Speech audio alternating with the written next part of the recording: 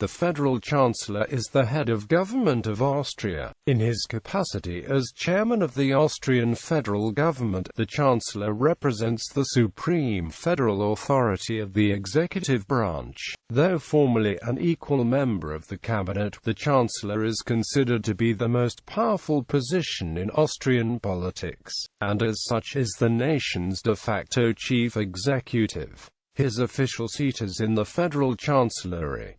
The current Chancellor is Christian Kern. Since the resignation of Werner Faymann on 9 May 2016, Reinhold Mitterlehner served as acting Chancellor until 17 May 2016 when Christian Kern was sworn into office. History. The use of the term Chancellor as head of the Chancery writing office can be traced back as far as the 9th century, when under King Louis the German the office of the Arch-Chancellor, later Imperial Chancellor, was created as a high office on the service of the Holy Roman Emperor. The task was usually fulfilled by the Prince-Archbishops of Mainz as Arch-Chancellors of the German lands. In the course of the imperial reform, the Habsburg Emperor Maximilian I in 1498 attempted to counter the spiritual power of the Reichskanzler with a more secular position of an imperial court chancellor, but the two became merged. These were also the times when attempts were made to balance imperial absolutism by the creation of imperial governments, ultimately a failure. Habsburg monarchy. Nevertheless, when Maximilian's grandson Ferdinand I succeeded him as Archduke of Austria in 1521, his elder brother Emperor Charles V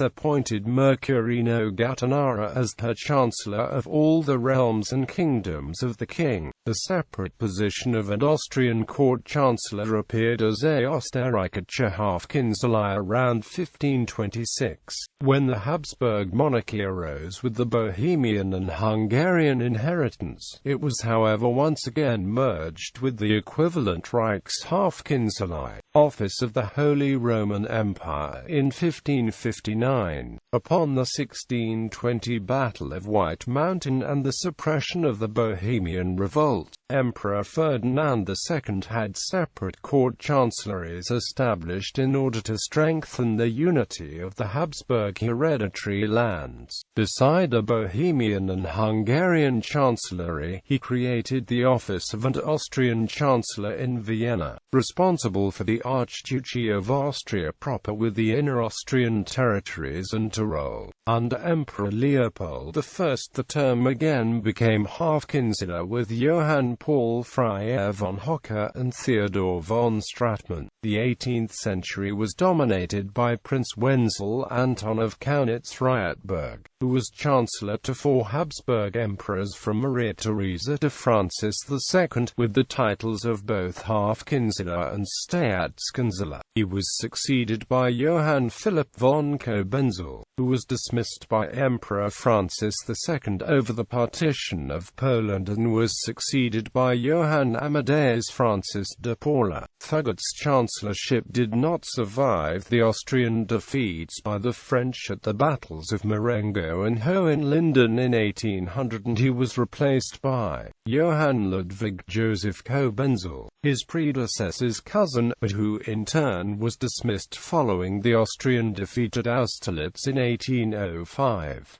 Austrian Empire. With the consequent dissolution of the Holy Roman Empire and founding of the Austrian Empire, Francis II abdicated the former imperial throne, but remained Emperor Francis I of Austria in 1806. He had replaced Cobenzl with Johann Philipp Charles Stadion the previous year, but his career was in turn cut short in 1809 following yet another Austrian defeat by Napoleon at the Battle of Wagram and subsequent humiliation. At the Treaty of Schönbrunn, Prince Clemens von Metternich was appointed by Francis I to the positions of Hofkanzler and Staatskanzler. However, there is some opinion that the Chancellor title was not used between Prince Kaunitz-Rheinberg's resignation in 1792 and 1821. as the Metternich system had become a synonym for his reactionary politics. The title of a state chancellor was abolished upon the 1848 revolutions. The position became that of a minister-president of Austria, equivalent to prime minister. With the exception of Count Friedrich Ferdinand von Beust, the title only re-emerging at the birth of German Austria after World War I in 1918, when Karl Renner was appointed Staatskanzler. With the enactment of the Constitution of Austria on 10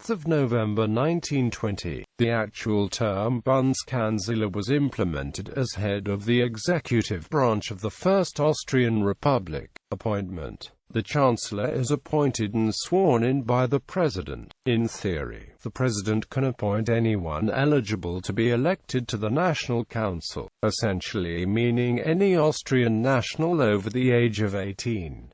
In practice, a Chancellor is unable to govern unless he or she commands the confidence of the National Council. For this reason, the Chancellor is usually the leader of the largest party in the National Council, or the senior partner in the governing coalition. A notable exception to this occurred after the 1999 election. The Freedom Party won the most seats and went into coalition with the People's Party. While this would have normally made Freedom Party leader Jörg Haider Chancellor, he was deemed too controversial to be a member of the cabinet, let alone Chancellor. He thus stepped aside in favor of People's Party leader Wolfgang Schüssel. The Chancellor has no term limits. As a matter of constitutional convention, the Chancellor usually offers his or her resignation to the President upon dissolution of the National Council. The President usually declines and directs the Chancellor and his or her cabinet to operate as a caretaker government until a new National Council is in session and a new majority leader has emerged. In fact, the Constitution expressly encourages the President to use a Chancellor as his or her own interim successor. A Chancellor is typically appointed or dismissed together with his or her ministers. Technically, the President can only appoint ministers as nominated by the Chancellor, so the Chancellor is appointed first. Having been sworn in, the Chancellor presents the President with his or her list of ministers. They will usually have been installed just minutes later. Neither Chancellors nor ministers need to be confirmed by either House of Parliament. The appointees are fully capable of discharging the functions of the respective officers immediately after having been sworn in. The National Council can force the President to dismiss a Chancellor or a minister through a motion of no confidence. The President is constitutionally required to dismiss a cabinet member the National Council declares it once gone. Opposition parties will sometimes table motions of no confidence against ministers, and occasionally whole cabinets. In order to demonstrate criticism, these motions are not expected to pass and never do.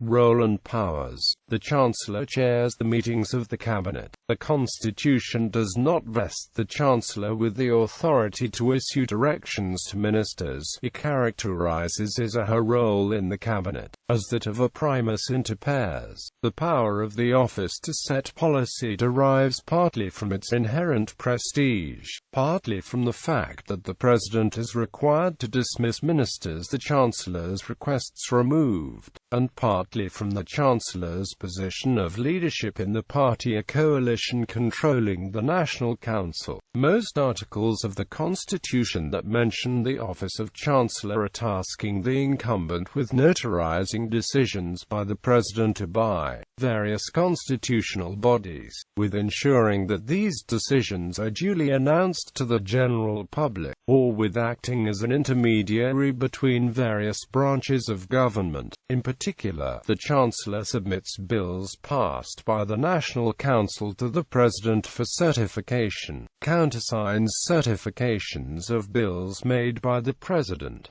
announces the bills that have thus become laws, announces treaties the Republic of Austria is party to upon ratification, announces constitutional court decision overturning laws or executive orders. announces the results of presidential elections, announces changes to the rules of procedure adopted by the Federal Council, countersigns decisions reached by the Federal Assembly, announces declarations of war, and notifies provincial governments of bills passed by the National Council that require their assent to become law. The Chancellor also convenes the Federal Assembly if the National Council moves to have the President removed from office, or if the National Council moves to lift the immunity of the President from criminal prosecution. In the former case, the Federal Assembly votes on whether to allow a referendum on the matter. In the latter case, the assent of the Federal Assembly is required for the President's immunity to be rescinded. Finally, the Chancellor becomes acting President if the President is incapacitated. However, if the President remains incapacitated after 20 days, the role of acting President is passed to the 3 Presidents of the National Council. List of Chancellors of Austria.